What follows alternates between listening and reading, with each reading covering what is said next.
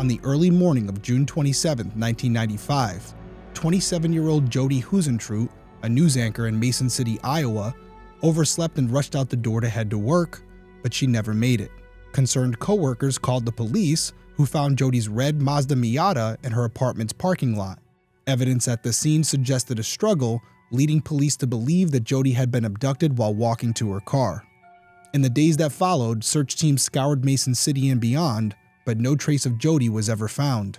It's been more than 29 years since Jodi disappeared, and investigators are still searching for answers.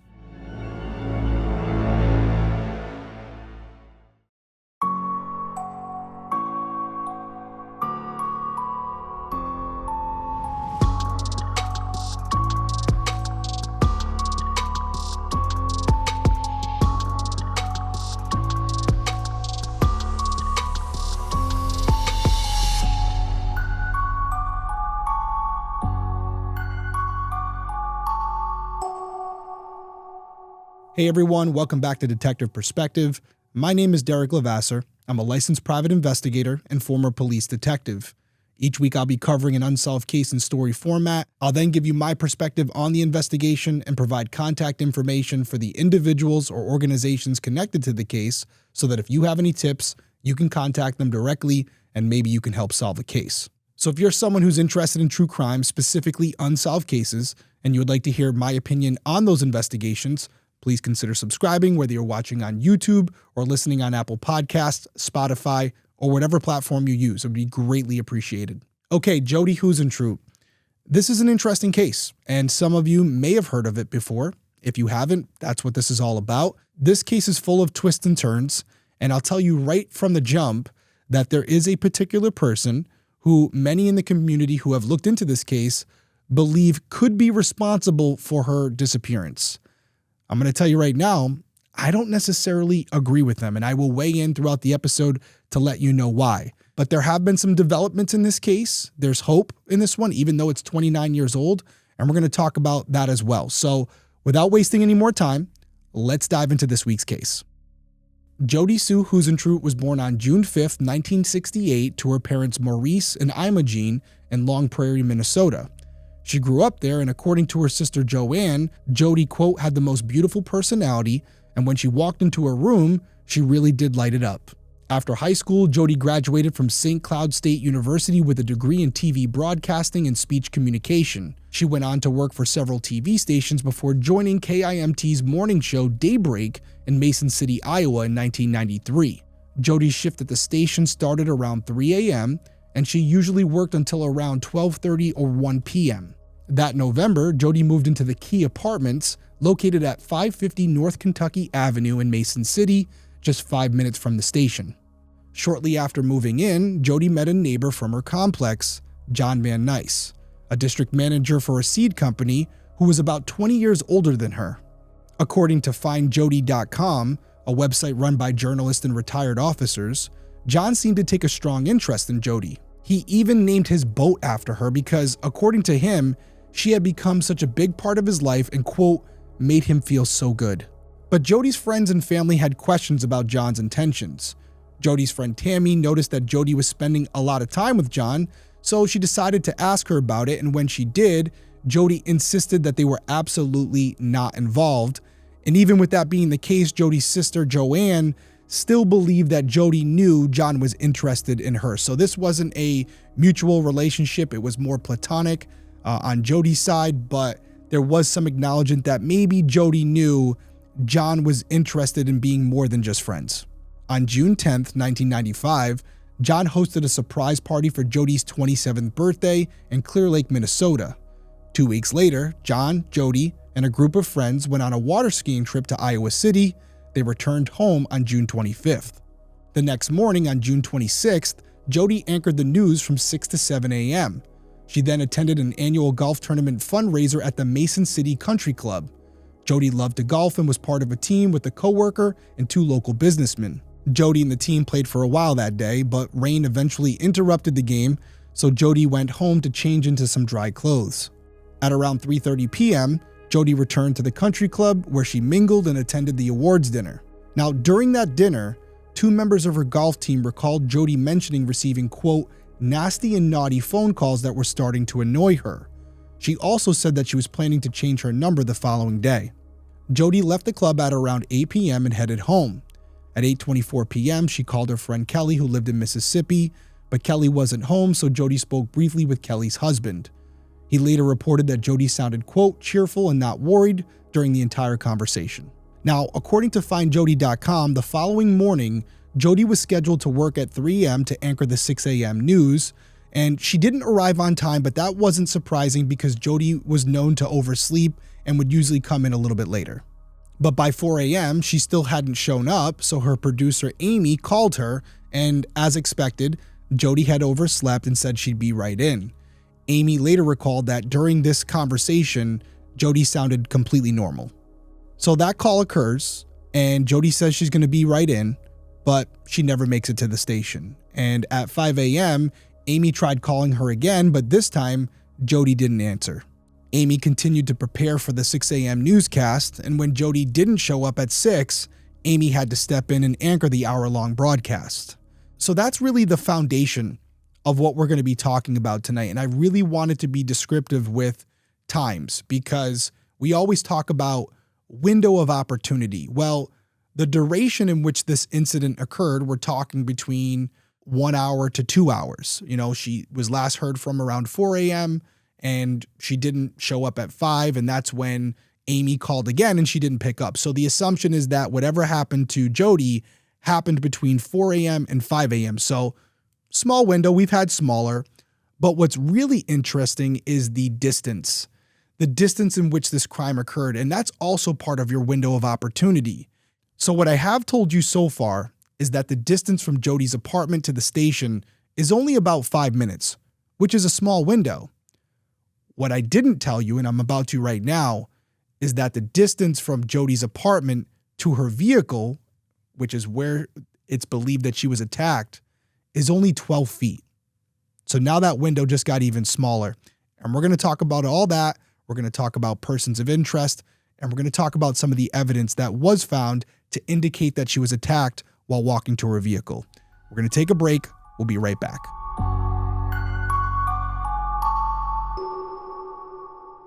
Your nighttime bedroom temperature has a huge impact on your sleep quality. If you wake up too hot or too cold, I highly recommend you check out Miracle Made's bed sheets. Miracle Made bed sheets are inspired by NASA and use silver-infused fabrics that are temperature regulating so you can sleep at the perfect temperature all night long. And here's a fun fact for you. Traditional bed sheets, they can harbor more bacteria than a toilet seat.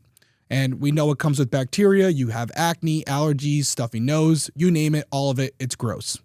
So Miracle Made offers a whole line of self-cleaning, antibacterial bedding, such as sheets, pillowcases, and comforters that prevent up to 99.7% of bacterial growth and require up to 3 times less cleaning. So yes, these sheets are temperature regulating, they're self-cleaning, but most importantly, they're comfortable. I would even say luxuriously comfortable, but without the high price tag of other luxury brands, and feel just as nice, if not nicer, than sheets that I've used in some 5-star hotels. So if you want to check them out, go to trymiracle.com/detective to try Miracle Made sheets today. And whether you're buying them for yourself or as a gift for a loved one, if you order today, you can save over 40%. And if you use my promo code DETECTIVE at checkout, you'll get 3 free towels and save an extra 20%. And Miracle is so confident in their product, it's backed with a 30-day money-back guarantee. So if you aren't 100% satisfied, you'll get a full refund. So upgrade your sleep with Miracle Made today by going to trymiracle.com/detective and use the code DETECTIVE at checkout to claim your free 3-piece towel set and save over 40%. Again, that's trymiracle.com/detective, code DETECTIVE to treat yourself. Thank you to Miracle Made for sponsoring this episode.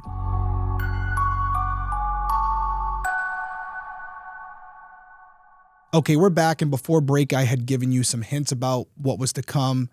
But before we can go down that path, we have to stay on the timeline. So, at 7 a.m., once the newscast had ended, Amy asked a coworker to call the police to request a welfare check on Jodi. Officers arrived at Jodi's apartment complex at approximately 7:15 a.m., and when they did, they found Jodi's 1991 red Mazda Miata in the parking lot about 12 feet from her building.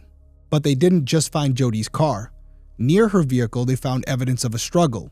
Jodi's earrings, red high heels, hairspray, and a blow dryer were scattered across the lot. Scuff marks from her shoes were on the pavement, and they also found a bent car key on the ground nearby as well. Later, when the police spoke to Jodi's loved ones, they learned that she always carried a purse and a briefcase filled with notebooks. Neither of those items were found at the scene. According to the Doe Network, officers went to check Jodi's second-floor apartment, and when they did, they didn't find any sign of a struggle inside, and Jodi was nowhere to be found. While police were still at the apartment, John Van Nice arrived at the scene. He told officers that Jodi had come by his place the night before. They watched a video from the surprise birthday party that he had thrown for her a few weeks prior, and they also talked about the recent water skiing trip, and then Jodi had to go home. According to him, that was the last time he saw her. Police went on to question Jodi's neighbors, and some even recalled hearing a scream at 4:30 a.m., but none of them thought to call 911.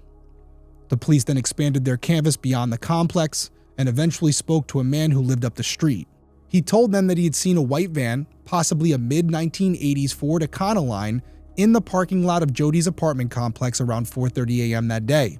He said the van caught his attention because the lights were on, and he thought it might belong to a police officer because it was parked in a way that it blocked other cars from passing through.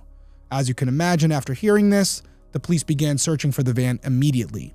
The police also spoke to Jodi's friends and family and learned that in the months leading up to her disappearance, she had mentioned a few times that she felt like someone was following her. And unfortunately, this is something that can happen to quote-unquote local celebrities, people who are on television in their community, because it attracts a different type of fan, right? When you have these big movie stars or national TV personalities, they almost seem unreachable. But when you have a local celebrity, there are certain fans who can cross boundaries and feel like there's a chance for them. They could be with this person because this is someone who's only minutes away from them at most times. So this can create an uncomfortable situation where you're on television in the community where you carry out your everyday personal life. So whether you're at the grocery store or at a restaurant, there are people within that vicinity who may like you, hate you, or maybe even have feelings for you, even though you don't know who they are. And listen, I can personally attest to this. When I came back from Big Brother, most people in the country now knew where I worked. So I had people in my community who were doing things to get me to intentionally stop them. I even had someone start showing up at my work, and they were going into our parking lot and leaving notes on my vehicle. So even for me as a police officer, it became an uncomfortable situation where I would go out to my vehicle late at night and not know what I was walking out to. And I'm a grown man who has a gun, and yet I was still worried. So I can completely understand where Jodi and many others who work in this profession come from every day. It's a blessing to be in that role, but it also does come with some burdens. Now, according to findjodi.com, on the evening of October 8th, 1994, Jodi called the Mason City Police from her apartment. She reported that she had been out walking with her friend when a small, newer white truck started following her. The driver was staring at her really hard, which made her uneasy. The responding officer took Jodi's report and offered advice on how Jodi could protect herself. Now, after this incident, Jodi started taking self-defense classes, and to me, that just gives us a little insight into how much this really impacted Jodi. It shook her up, period. For her to go to this length to start doing things to better protect herself, although we weren't there to witness this incident, it tells us that it was real, and frankly, it scared Jodi. So obviously knowing that, it's that much more significant in my mind. However, she did confide in her sister Joanne, a few friends, and her self-defense instructor that she felt like someone might be following her on other occasions. Plus, if you remember at the top of the episode, I talked about that golf tournament and how she told some people the night before her disappearance that she had received some nasty and naughty phone calls. So there's definitely some validity to her fears and what she was concerned about. And if you go over to findjodi.com, they also noted that Jodi would have been, quote, easy to stalk. Her address and phone number were all listed in the public phone directory. Her work schedule was the same each day. And when she was on air, she frequently mentioned her plans for social and community events. So listen, if someone wants to find her, she's easily accessible. And this is kind of what I was alluding to earlier. She's even more accessible because As they mentioned, her schedule's routine. They know when she's on air, they know when she's off air. And part of her job as part of a local news anchor is being part of the community. So she's mentioning where she's going to be and what time she's going to be there. So if someone has nefarious intentions, they can kind of track her whereabouts without her even knowing it.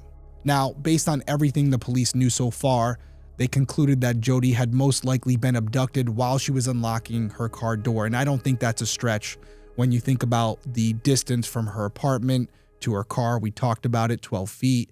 And then most importantly, there's a couple things there. You have the fact that when is she going to be at her most vulnerable point while she's putting the key in the lock, right? Now, on top of that, you have evidence to support it.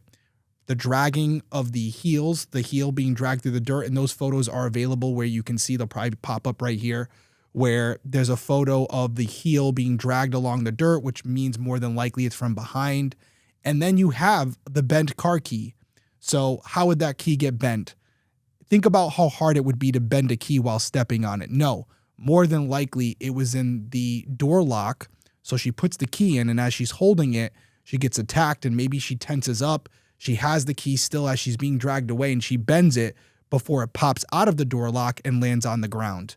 So it all lines up with the evidence that we have here, and I think this was an easy conclusion to come to. Plus, you also have the scream at 4:30, so that's also suggestive of someone who was caught off guard. So it all lines up, in my opinion. I'm not going to dispute that conclusion whatsoever. I think that's what happened. But even though I agree with them on that theory, there are still many questions that remain unanswered, and they're important ones. First off, was Jodi abducted by someone she knew? And if not, had she been targeted by a stalker who had seen her on TV, or was she just the victim of a random attack? These are very important questions, because if you can answer that question, then you can narrow down your suspect pool. Within hours of police arriving at Jodi's apartment, teams set out to search for her. The immediate area around the complex was combed, including a nearby park and a river. Unfortunately, heavy rain that day made the search conditions difficult. Soon, the search was expanded to cover areas farther from Jodi's apartment, but no trace of her was ever found outside the evidence that I've already discussed. The police also conducted a thorough examination of Jodi's car and her apartment. They were even able to lift a partial palm print from her Mazda, along with a single strand of hair. Now, as far as we can tell, neither of these items have been linked to anyone, and if it has, that information hasn't been made public. And I know when I say something like that, like, oh, it hasn't been made public, you're probably asking yourself the question, well, Derrick, if they identified who this hair or this palm print belonged to, why wouldn't they go after this person? Well, there's a strong possibility that the palm print and the hair belongs to Jodi. And if that's the case, why would you disclose that information publicly and put the suspect at ease? No. If they've already canceled this palm print and this hair out, and they've traced it back to Jodi, they're going to keep that information private, and they're never going to tell you publicly, because they want the suspect out there thinking, shit, is that palm print mine? They may be able to say, no, the hair's definitely not mine, but during that struggle, did they put their hand on the window and not realize it? They may not know, especially if they weren't wearing gloves. So we're not going to give suspects any insight into what we have or what we don't have, or where something that had potential came to a dead end. No, we're going to let them sit at home and wonder, are they going to be knocking down my door tomorrow? I don't know. Now, inside Jodi's apartment, police found her journal, which she wrote in all the time. In it, she often mentioned wanting to find a job in a larger city with more opportunities. She also wrote about her social life, including outings with her friend, John Van Nice. According to the Arizona family, there was nothing negative written about John in the journal, and there was no indication of their relationship being anything more than a friendship. On June 27th, police questioned John further, focusing on his whereabouts at the time of Jodi's disappearance. He stated that he had been at home that morning and that his friend LaDonna had called him at approximately 6 a.m. on the landline to confirm their morning walk. They ended up going on that walk together, and everything was fine. Before ending his interview, John provided his palm prints and underwent a polygraph test, which, according to police, he passed. Police also interviewed LaDonna, who confirmed that she did in fact call John at 6 a.m. and he picked up. She recalled that during their walk, John didn't appear anxious. He even mentioned that Jodi had stopped by his place the night before to watch the birthday video. On June 28th, the FBI and the Iowa Division of Criminal Investigation came in to help with the search and investigation. By the following day, June 29th, investigators had interviewed more than 100 people, but no suspects had been identified. That same day, John spoke to KIMT, saying, quote, "Jodi was like a daughter to me. She was like my own child." He added that police had interviewed him twice, but hadn't indicated he was a suspect. Now, looking up some research on this case, there are people that believe by him speaking to the media and, quote, trying to get in front of it makes him look more guilty. Listen, I have to tell you, he went in voluntarily, gave 2 interviews. He knows that they're looking at him. Voluntarily gave his palm prints. Voluntarily took a polygraph test, which we know isn't perfect. There are people who are telling the truth and fail and can go to prison for a crime they didn't commit, and yet he still took it. And then on top of all that, even though he knows that everyone's looking at him, he goes on the news station that Jodi works for and tells them right out, listen, she was like a daughter to me. She was like my own child. I've cooperated with police. They haven't indicated I'm a suspect. I'm an open book. So yeah, some people may think this is kind of like he's trying to like reverse psychology it, where he's trying to be the face of this tragedy, and yet he's the person responsible. And I have to acknowledge that's possible. Of course it is. Anything's possible. But from where I'm sitting, I think him doing all this extra stuff where he could have lawyered up and said, you know what? I know where this is going. I'm not saying anything else. I actually think it's in his favor. I think it actually makes him look better. However, this is definitely one of those things where I think the audience is going to be divided. So pause the video for a second. Let me know what you think about it. And not only for this case, but just cases in general. When you have someone who is a person of interest at this point, do you think it sways you one way or the other if they decide to start speaking to the media? Because I've heard people say too, oh, they won't speak to anyone. Clearly they're guilty. So you're kind of damned if you do and damned if you don't. How do you feel about it? Going on camera after this incident when you know that you're a person of interest, is that a good thing or a bad thing? Or is it not necessarily the decision to go on, but more about how you look and what you say when you do? Answer below. Let me know what you think. We still got more to talk about when it comes to John. We're also going to talk about a secret man that nobody knew about, including Jodi's family.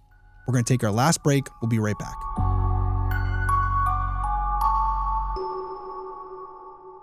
With HelloFresh, you get farm-fresh, pre-portioned ingredients and seasonal recipes delivered right to your doorstep. Skip trips to the grocery store and count on HelloFresh to make home cooking easy, fun, and affordable. That's why it's America's #1 meal kit. The holiday season is just around the corner, and we're all looking for ways to spend and stress less. HelloFresh makes mealtime nearly hassle-free with delicious, home-delivered, chef-crafted recipes that come together quick and are less expensive than takeout. Whether you're craving hearty comfort food, trying to please picky eaters, or looking for a calorie-smart meal plan, HelloFresh has all the options and more available on a rotating menu of 50 recipes to choose from every week. So step out of your recipe rut and make fun, flavorful meals without needing to hunt for specialty ingredients.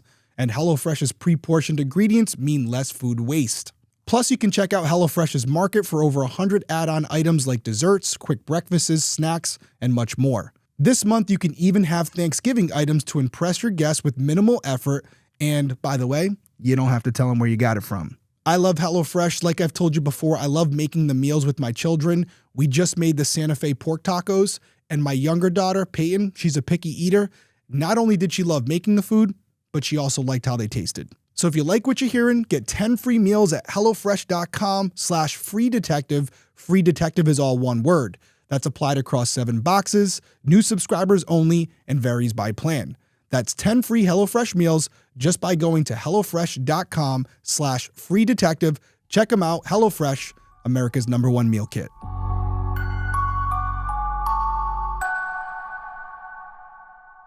All right, we're back from break, and we're going to continue on in the timeline. So on July 1st, Mason City Police held a press conference to announce that they were searching for that mid-1980s white Ford Econoline van that the witness had seen in Jodi's parking lot the morning she disappeared. However, as far as I can tell, that van has never been located. A few days later, the police called off the physical search for Jodi, though the investigation continued. And by the end of the month, they had interviewed more than 800 people, but according to police, there were, quote, no solid suspects. In mid-August, the Des Moines Register reported that police in the community were accusing John Van Nuys of being responsible for Jodi's disappearance. John told the Register that the police had, quote, worked him over pretty good and administered a lie detector test which he claimed he passed with, quote, flying colors. Still, many doubted his innocence. In his interview with the Register, John was adamant that he was innocent. He added, quote, I have been crucified by this community. I have been crucified by the media. And I have to tell you, when I was doing the research and looking up some of the videos on Jodi's disappearance, there's a couple media stories out there where basically the entire story is about John Van Nuys and who he is and what he was involved in and his relationship with Jodi. And so they don't come right out and say, yeah, we think he's the guy, but it talks little about her disappearance and then all about John Van Nuys. So you can kind of deduce where they're going with it. So I have to agree with John here. There's something about him, something that was said, something that I never found, where people are set on him being the guy. What that is, I don't know. If you're from that community and there's something that I missed, please enlighten me. But from what I've seen, it's pretty circumstantial, and he has a decent alibi. I wouldn't say a completely exculpatory alibi. He still could have been involved and went on his walk with LaDonna. But it'd be hard. It'd be hard. And I think he would potentially display some type of behavior that LaDonna would have picked up on, and yet nothing. So as far as his comment about the community and the media coming after him, I don't look at it as hyperbole with the intent of trying to gain some type of sympathy. I think he genuinely felt that way, and justifiably so from what I can see. Despite all the community and the media suspicions, John was never arrested, and 6 months after Jodi's disappearance, there were still no solid suspects. And according to the Globe-Gazette, years passed with no major updates. Then in 2001, Jodi's family requested that a judge declare her dead. The judge appointed an independent private investigator to review the case on the family's behalf. The PI went through Mason City Police Department records and consulted with the Iowa Division of Criminal Investigation and the FBI agents that worked the case, and after finishing his investigation, the PI told the judge, quote, there just isn't any evidence that Jodi voluntarily left her apartment or staged the scene of her disappearance. There is evidence that she was involuntarily removed from her apartment complex. He added, quote, there is no evidence that Jodi is currently alive. Presumably, she met an untimely, early, and involuntary demise. After hearing all this information, the judge declared Jodi deceased. Afterward, Jodi's sister Joanne told the Gazette that this step was necessary to settle estate matters. She added that the family would keep searching for the truth of what happened to Jodi. The investigation continued, and in 2004, police searched the basement of the home previously occupied by John Van Nuys. Police stated that the house had been searched before, and this was simply a recheck to make sure nothing had been overlooked. And as far as what we know from the outside looking in, the search didn't turn up anything new. Then, in 2010, the police announced that they hadn't ruled out any motives. However, they didn't believe that Jodi's abduction was related to stalking. Now, they noted that there was no evidence of a stalker, no gifts, no cards, and no phone calls. But I want to push back on that a little bit, because we do know of a couple phone calls, and we got that information directly from Jodi. According to her, they were nasty and naughty, and my question to law enforcement would be, have we figured out who made those calls? Because more than likely, if I'm reading between the lines, it doesn't sound like she knew the person who was making these phone calls. Maybe she did, or they could have just been that random stalker who was calling her repeatedly because her number was publicly available, and that would be a reason for her to say, I'm going to change my number tomorrow. You could take that both ways. It could also have been someone she knew. But even if it was someone she knew, you can still be a stalker even though you know the person personally. So I don't know how they got there. To me, this seems a little unnecessary to put this information out there. I don't know why they're doing it, but I've told you guys before, different departments, different leadership, they have all the information. I don't. Maybe it's a strategy. Maybe it's a tactic to put someone at ease. I don't know. I don't get it, and I don't necessarily agree with it. I think a stalker or someone who fancied Jodi is still very much at play here. However, that wasn't the only thing that law enforcement had to say that day, because they also identified John, who was now living in Arizona, as a person of interest for the first time. Now, up until then, the media had referred to him as the friend of Jodi's who had been questioned by police, and that was it. But now officially, he was a person of interest. After that surprising announcement, there were a few major updates in the case until March 2nd, 2017, when a federal grand jury was convened. Now, during this grand jury hearing, John was subpoenaed to testify in order to provide fingerprints, palm prints, and a DNA sample. But even with this new evidence gathering, no indictments were issued against anyone, including John. So let me break this down for you.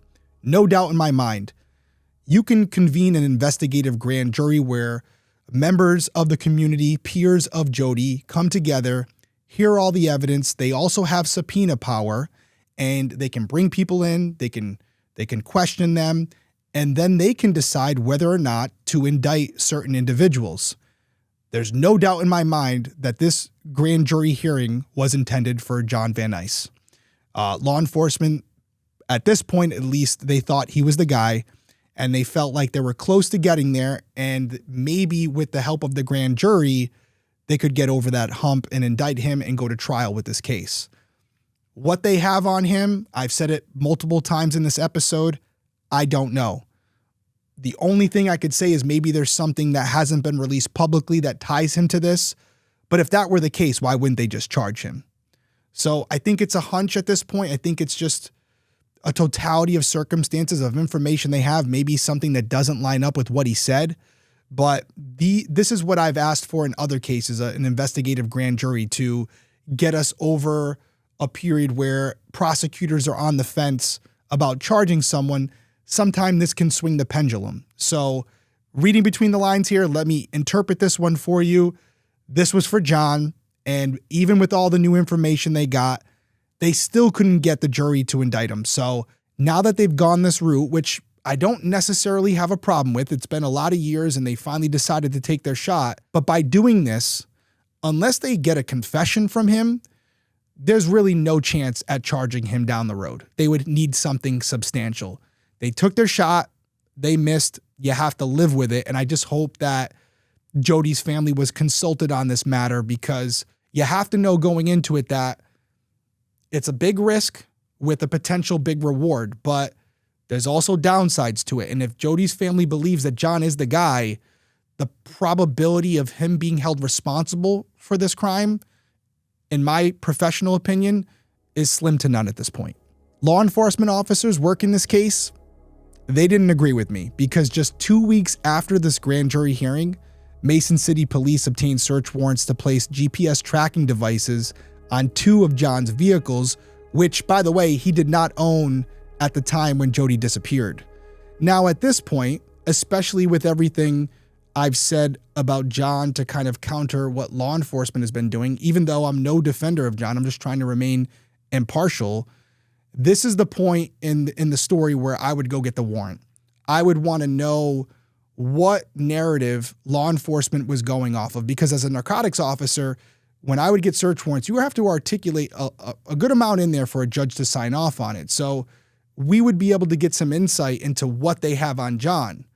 Unfortunately, with this search warrant, it was sealed. So it's unclear what they actually went off of. But what we do know is that police later stated the GPS tracking didn't lead to anything helpful. So again, another swing and miss, but I do give law enforcement an A for effort. Although I do have to acknowledge they could be wasting precious time and resources, because the actual person responsible could still be out there. So that was in 2017. Let's fast forward to 2019, because John spoke to the media for the first time in years after Steve Ridge, a private investigator working on Jodi's case, encouraged him to come forward. And John told reporters that he emphatically and repeatedly denied any involvement in Jodi's disappearance. He described living in a suspended hell since she went missing, and said he even volunteered to undergo hypnosis to assist police in the search for her. So here's another example of John being cooperative, and I'll admit it could be a facade, but at this point, why would he try to convince anybody that he's innocent when he already knows everyone thinks he's guilty? And there may be investigators who worked on this case watching this episode right now going, oh, you're an idiot, Derrick. But that must be because you guys have something that you haven't shared with us, which you're not entitled to do, but it has been 29 years, so maybe give us a little bit more if there's something here that's substantial that indicates with a high degree of certainty that John's the guy. Maybe put that out there. You've done everything else at this point, but based on what I'm seeing, based on what I'm hearing, it seems like maybe a little bit of a case of tunnel vision. And if we're going to discuss information that wasn't released to the public by law enforcement, we're going to talk about one of those things right now, because a few years later in 2023, investigator Steve Ridge spoke to the U.S. Sun, revealing previously unreleased information that police were already aware of. Through his investigation, Steve discovered that Jodi had a, quote, very secret relationship with a man that she had met just 10 days before she disappeared. Now, Steve said that he knew the man's name, but police had asked him not to disclose it. So this man, who was from out of state, had been staying at a home in Clear Lake when he met Jodi at a bar. Their relationship intensified quickly, and they saw each other nearly every day for a week. According to Steve, Jodi hadn't told her closest friends or family about the man because she was aware that the relationship might, quote, infuriate other suitors. Steve went on to explain that, quote, Jodi had strong admirers. What that means, your guess is as good as mine. I take it as some potential stalkers or maybe some friends of hers that could potentially want more with her, and she was aware of it. I know some people from reading different articles took this as potentially being a shot at John. I don't know. It seemed like at points Steve was trying to help him out, or maybe by Steve telling John to come forward and tell his story, he was actually trying to bait him. It's interesting. There's a lot that can be unpacked here. It's also important to mention that Steve said he doesn't believe the secret man was involved in Jodi's disappearance and that the police had already cleared him as a suspect. Steve did go on to say, though, quote, I believe without a doubt that this relationship was clearly a factor in what happened because this was not a random act of violence. This clearly was someone she knew and had interacted with who was very aware of all her relationships or people that she saw. What do you take from this? I'm taking this is a friend of hers. This is someone who cared for her, possibly wanted more with her, and maybe they found out that she was seeing someone behind their back, air quotes, right? Took that as disrespect and acted irrationally immediately upon finding out. And based on what we know so far, that pool of people is very limited, and maybe why law enforcement believes John's the guy. Is it possible that John wanted more, thought he was the only man in Jodi's life, found out about this secret man, and that's the motive? Is this something that law enforcement has already deduced? These are questions that they have not answered. This case has a lot of twists and turns, a lot of ups and downs, and this could be a situation where, by proxy, Steve is relaying a narrative that is believed by law enforcement. And so this could give us some insight into why they think John is involved. But I would say, based on the ambiguity of the statement, depending on what you personally believe, you could interpret this statement multiple ways. So I'm not putting too much stock into it because it doesn't tell us a lot. And it's also just a theory by another investigator, just like I'm giving theories. But my man Steve wasn't done yet, because he also revealed that Jodi's red Mazda, the one we've mentioned multiple times, wasn't entirely owned by her. In fact, a few weeks before her disappearance, someone had purchased it for her as a partial gift, telling the salesman that they would cover part of the cost while she would pay the rest. Didn't see that one coming, but again, now you have another person of interest and/or suspect. Steve suggested that this generous gift demonstrated the intensity of someone's admiration for Jodi and the jealousy they would have if they learned about her and another man. And I gotta agree with him. That could be a motive. But we also know that John didn't purchase that Mazda. So whoever this person is, that's someone who should be looked at intensely, just as much as John has been looked into over the years. So lastly, let's fast forward to early November 2024, literally just a few weeks ago, when we got another major update in Jodi's case. WSAW reported that investigators from Mason City had searched an area in Winstead, Minnesota after receiving a new lead. Now, what came of that? We don't really know as of this recording. If there's an update, I will absolutely let you guys know, but I can tell you just based on what I've seen from the media, there's been no word on anything that was found, but Mason City Police stated they will continue to receive, evaluate, and follow up on any information related to Jodi's disappearance. And they also encouraged anyone with information to contact MCPD or the Iowa Division of Criminal Investigation. Sadly, that is the most recent update we have in Jodi's case. No suspects have been identified, and Jodi remains missing to this day, leaving her family desperate for answers. Okay, let's dive into this perspective and kind of elaborate on some of the things I already said and recap some of the other information we learned about. First off, the attack, window of opportunity. I think most people will agree that Jodi was attacked while unlocking her car. All the evidence supports it. From that point, that's where it starts to get a little hazy, because to me, there's multiple people who could be responsible for her disappearance and or death. And let's start with John. I've talked a lot about him. I've mentioned a lot of reasons why I don't think he's the guy. And just to elaborate on that even a little bit further, let's think about John and his relationship with Jodi.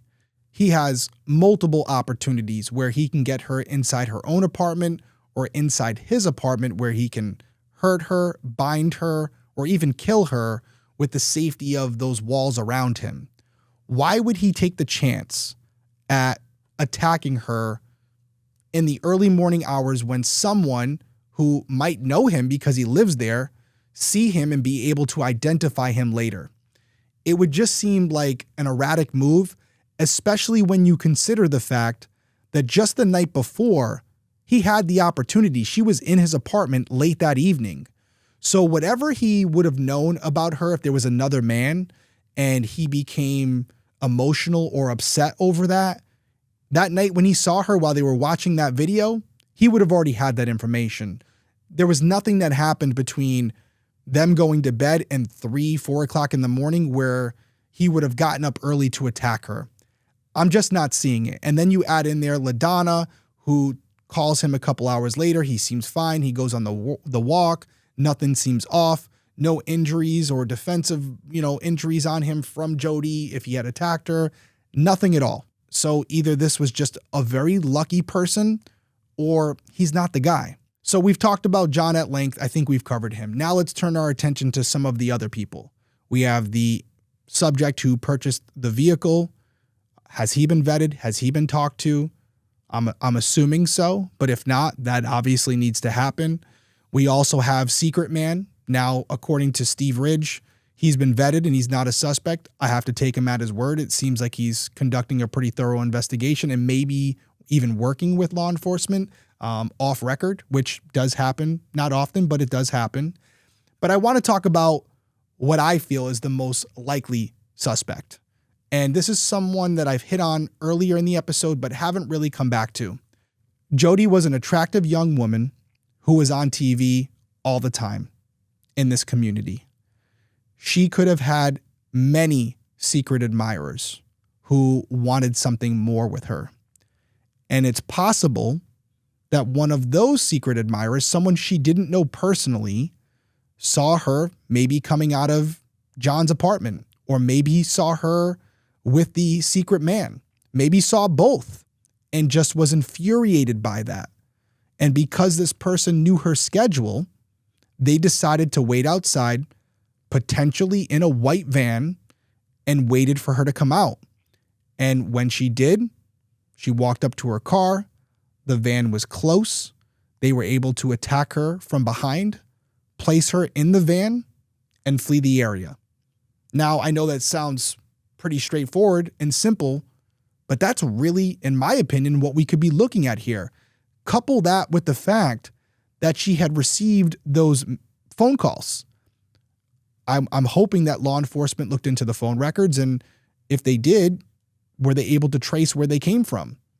That would be critical to this case, I think. Was it someone that she knew and that she just didn't know it was them? Or was it a random number that came back to someone else who has never had contact with her? That's the type of stuff that needs to be vetted thoroughly, and I'm hoping, even though this happened in 1995, they were able to do so. And that's really where I stand on this one. If you made me choose, I don't think John's good for it based on what's been made public. If there's something else that comes out that implicates him, I'll be the first to admit it, but I'm just not seeing it as of right now. And with these other persons of interest, we'll call them that for now, if they have their names, I'm assuming that they've been vetted thoroughly as well, which is why law enforcement decided to convene this grand jury essentially against John, even after knowing that information, which would only leave the scenario that I point out, which is that this person who committed this crime is still unknown to police. And this is going to be a very difficult crime to solve, because if this person has no connections to Jodi, unless they come out or they slip up and say something, how do you tie him to it? If there's no DNA, if that long strand of hair and that palm print doesn't have anything that comes back to the offender and belongs to Jodi, you're in a really difficult situation as an investigative unit. Like, where do you go from there? There would have to be something DNA-wise that would connect back to the offender at the crime scene, and through CODIS, there would be a potential hit to either the offender or a family member of theirs. Without that, this case is going to be very difficult to solve. However, on a positive note, it does seem like there's still a lot of life left in this case. As I mentioned, just a couple weeks before this recording, they're still following up on leads. And I ask myself, what was said and who was it said by to have them go out to this area and physically search it? It had to be something that they felt was at least somewhat credible. So I'm hopeful. I'm hopeful that maybe they're not just showing all their cards right now and something was found at that scene and they're now taking the time to investigate it. And maybe shortly from the point of this recording, I'll have an update and we may have an arrest.